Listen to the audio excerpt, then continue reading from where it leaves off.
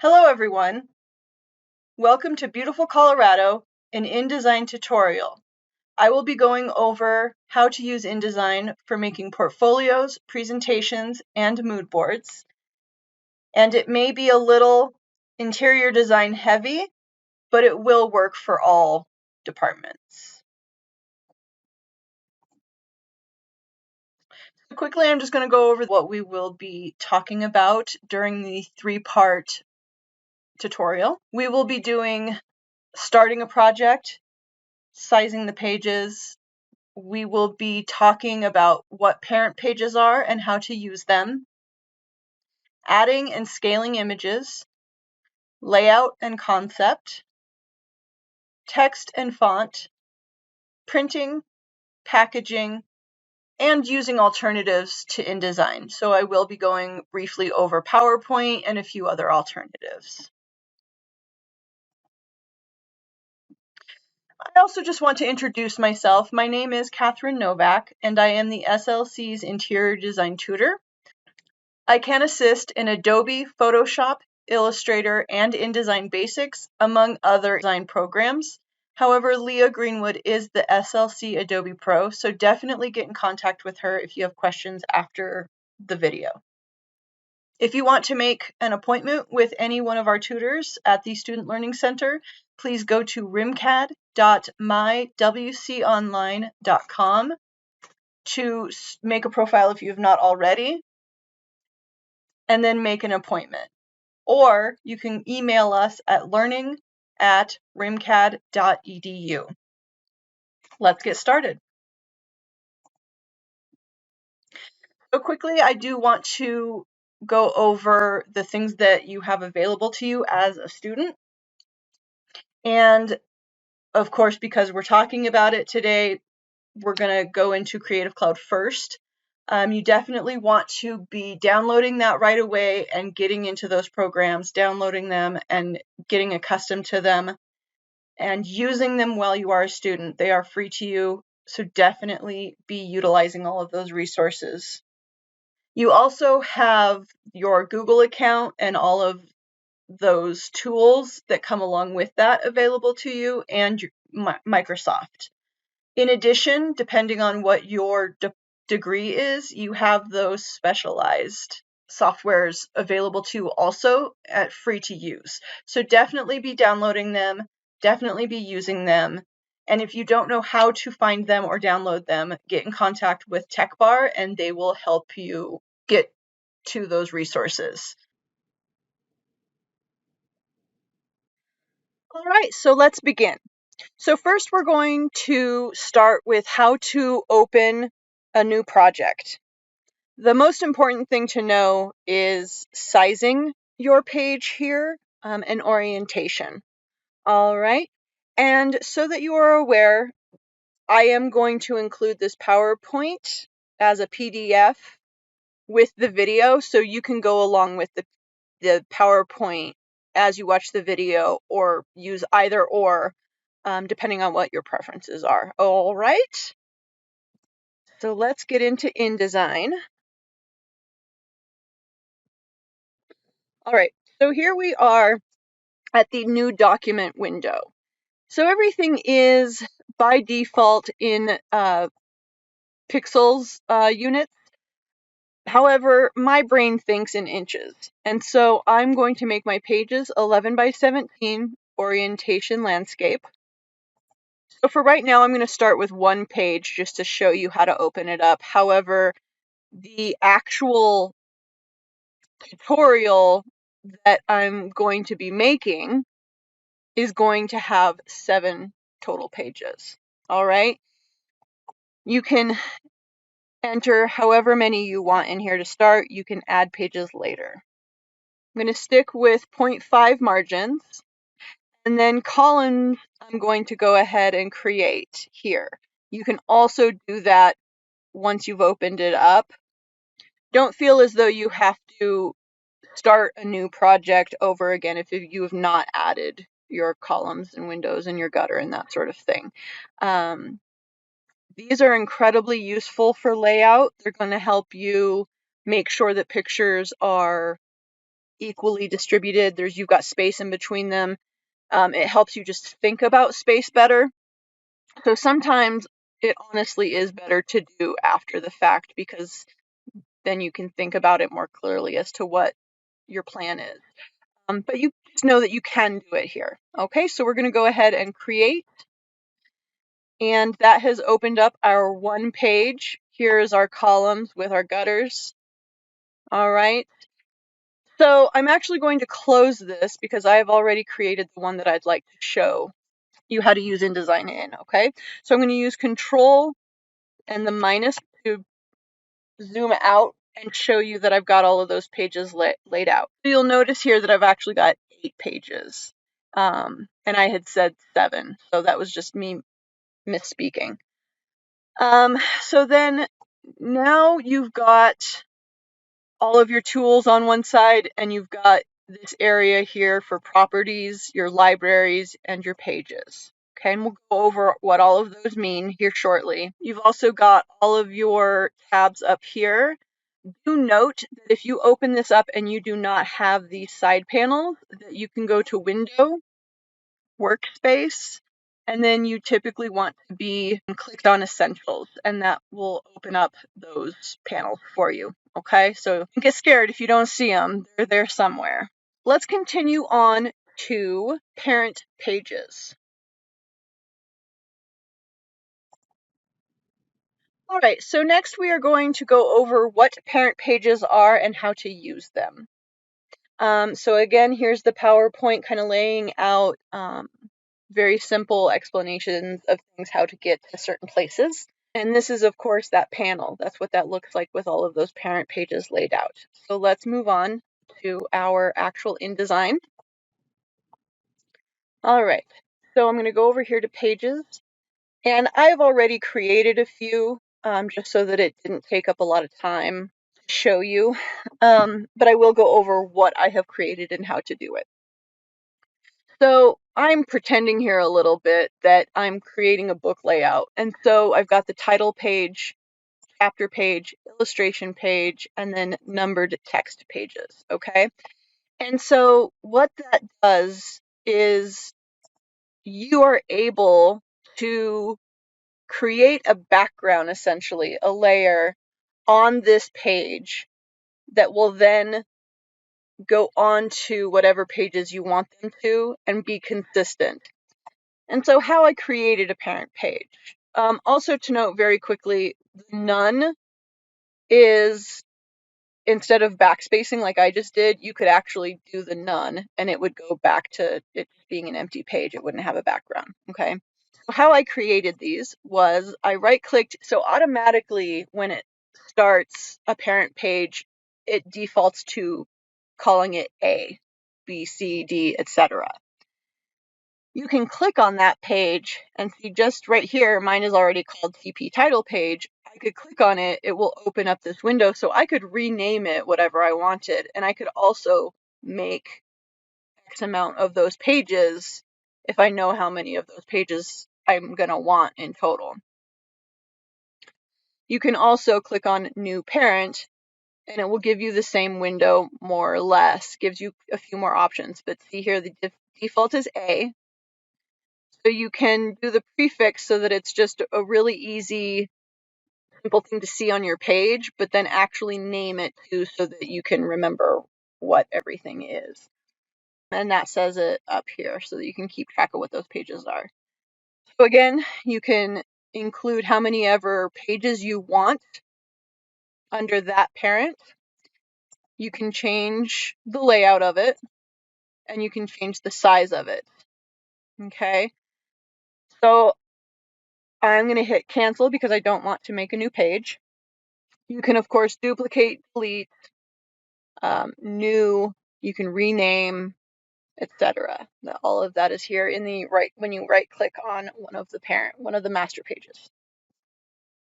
All right, so we're going to go over here to the title page. We're going to click on it, and it opens it up just as an individual sheet. However, we are still in the same project, so don't ever close this window because you're then closing your project, all right? We're going to use Control and the plus sign to zoom in so that we can see it better. And I'm going to go over here to my shape, and I'm just going to throw down a rectangle, something really simple just so that you can see what it looks like. So I'm going to fill that. Okay. And then I always, whoops, we're going to delete that. Okay. So, and I always go to my arrow and then click into the void space just so that I'm not doing something to the project that I don't want to be doing. For example, I just made that extra rectangle and edited and, and deleted it because I hadn't done that yet. So I always do this just so that I'm not doing something unwanted. All right, so I'm going to zoom out a little bit. And I'm actually going to go back to pages and then click on one, because that's going to go back to my whole layout here. And notice also here with page 1, laid down a grid, and you can do that in layout, create guides. You've got your rows and your columns, so you can do however many vertical and how many ever horizontal. And then you've got your gutter. And I usually do 1/4 of an inch, so 0.25. And that's what that size is there, okay? And then you can choose to use your margins or not. And then you would hit OK, and it would lay them out in those cyan lines just as they are here. I'm going to go ahead and cancel this because I already have them. So with this parent page now, or excuse me, the master page, I'm going to click and drag onto this and lay it onto my first page, okay? And so that has now put a title page onto page 1.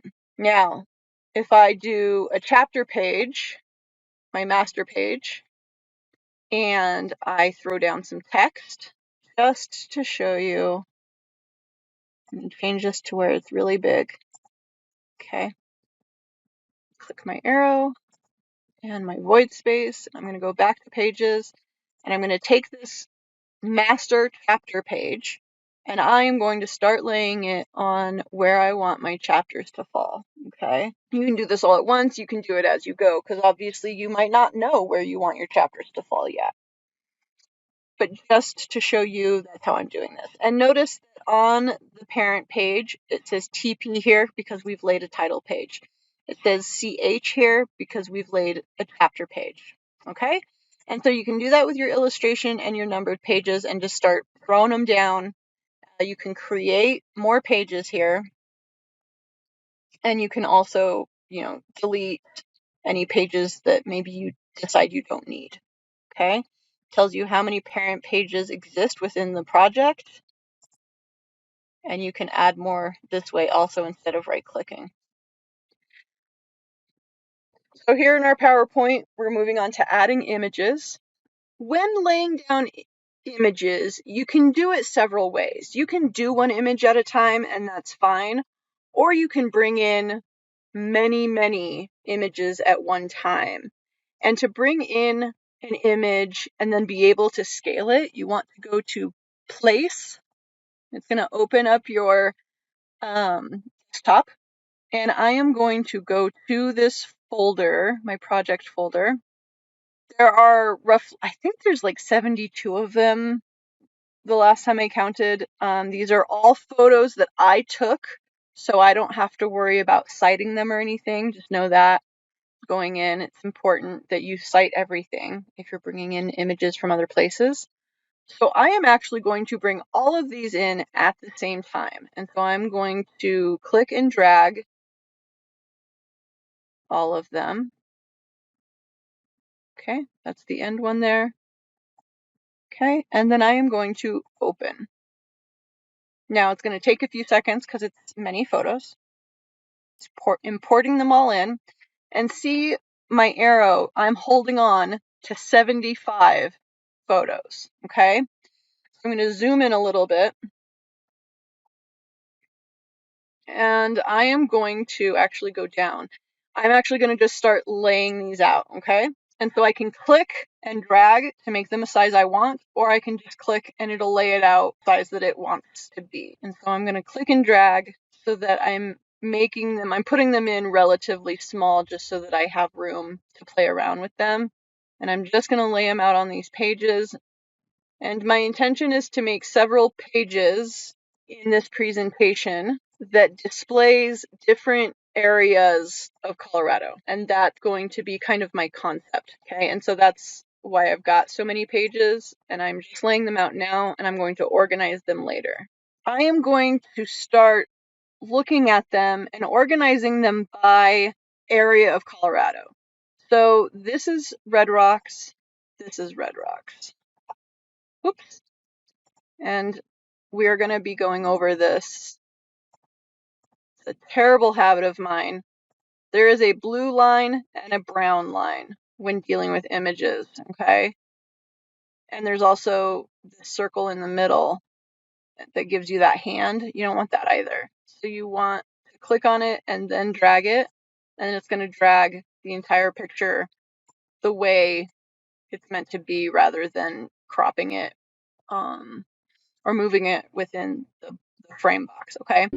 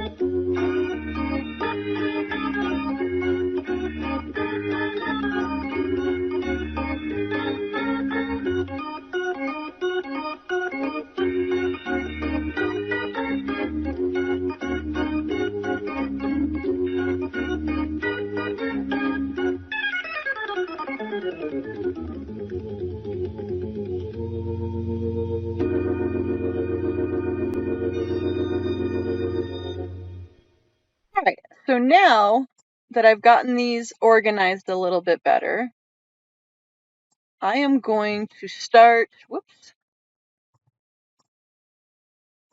I'm going to start sizing them a little bit, okay? When I say that, a lot of it is me bringing the blue frame in, because they do get really distracting and hard to see when you're moving pictures around a lot. And then it's also easier to decide what size you want those pictures to be. Because what I would like to do is I'm going to start kind of making some of these about the same scale. So like this one, I'm going to actually extend that out a little bit so that it's the same size as this picture. But as you can see, the blue line is just the frame. It does not change the size of the image. So then I'm going to double click on it, or if you just do that, that's when you get the brown box too. And I move it around and then it messes it up. So you want to make sure that you've got the brown box and you're just going to pull that out a little bit.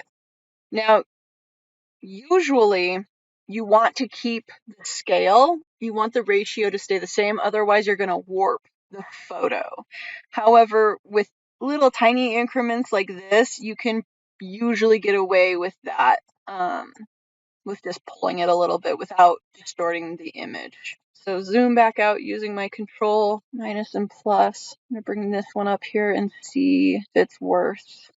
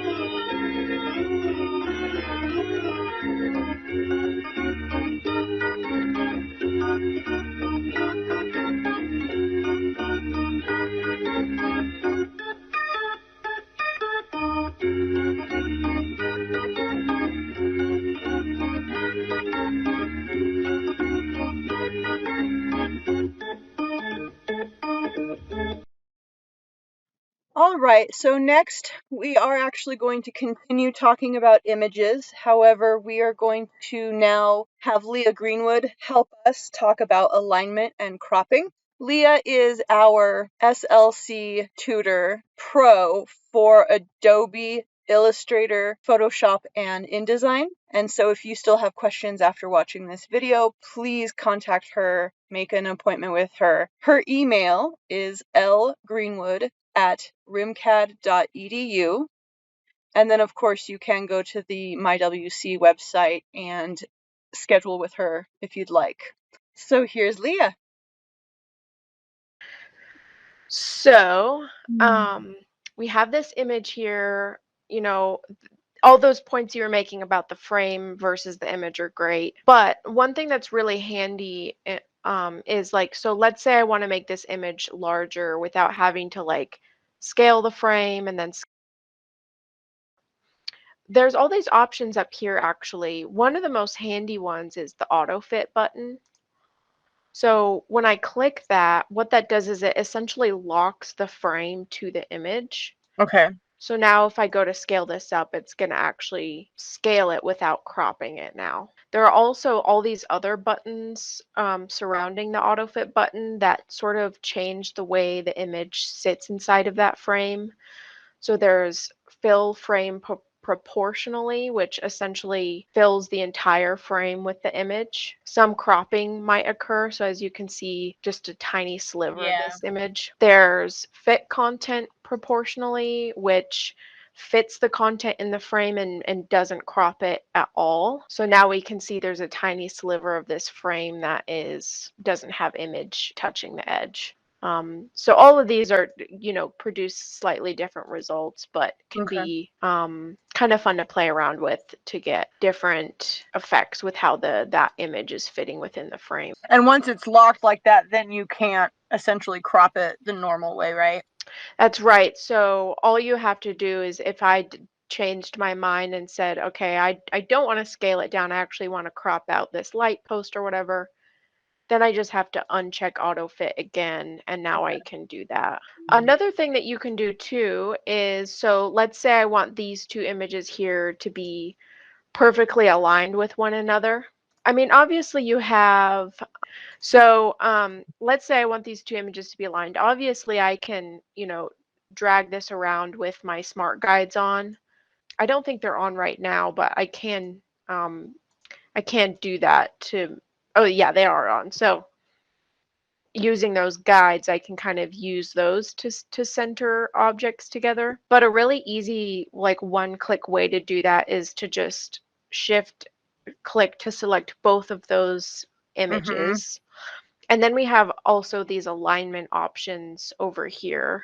So I can align these through their vertical center. So now they're both perfectly aligned by a vertical, or I guess technically a horizontal axis. Yeah. There's also, this is a feature that I use pretty frequently, and this is really handy for, I'm just going to create a new document to show you. This is actually really handy for if you're trying to create like a super gridded sort of structure. So I'm just going to copy these willy-nilly in here. And obviously they're like not aligned, right? So they're all kind of all over the place, and they're also not spaced evenly. So rather than going here and like eyeballing it and trying to get it perfect, I can actually select multiple objects at a time and I can tell them to distribute them evenly. Nice. Ask Do them they all have to. to be the same size? No, they can be different sizes. I think different widths sometimes might throw it off, but they're spacing it based off of the center axis. So sometimes it doesn't look like it's evenly spaced, but it is based off of that center axis. So yeah, it really any object, even text boxes, you can align. And so I don't know, I think that's like really valuable tool for anyone that's trying to get like a super clean layout without having to spend all this time manually doing that. And do you ever use grids like that? That seems like you would use grids versus this, or the other way Yep. around. Okay. Yeah, so I would start throwing in probably guides in here just to get a feel for, where I want things to be. And then that kind of gives me, this opportunity to also then start playing around with the alignment tools. But yes, I use kind of a combination of Okay. all of it. Here we are at the end of part 1 of Beautiful Colorado, an InDesign tutorial. We are going to move on to part 2. If you'd like to learn more about InDesign, please watch that next video. And I thank you for learning with us. Bye-bye.